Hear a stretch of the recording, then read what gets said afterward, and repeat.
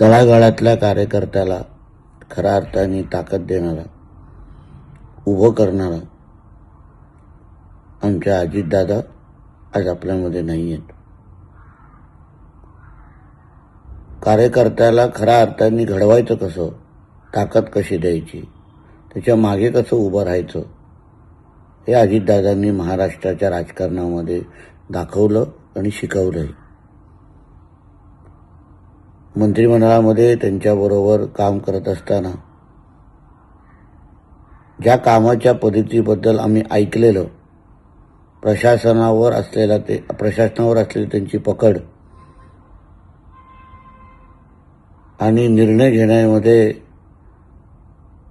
धाडसी निर्णय घेण्यामध्ये त्यांची असलेली तयारी, या सगळ्या गोष्टी जवळून पाहण्याची संधी मला मिळाली. महाराष्ट्राच्या राजकारणामध्ये एक फार मोठी पोकळी आज निर्माण झालेली आहे. मी अजितदादांना भावपूर्ण श्रद्धांजली अर्पण करतो.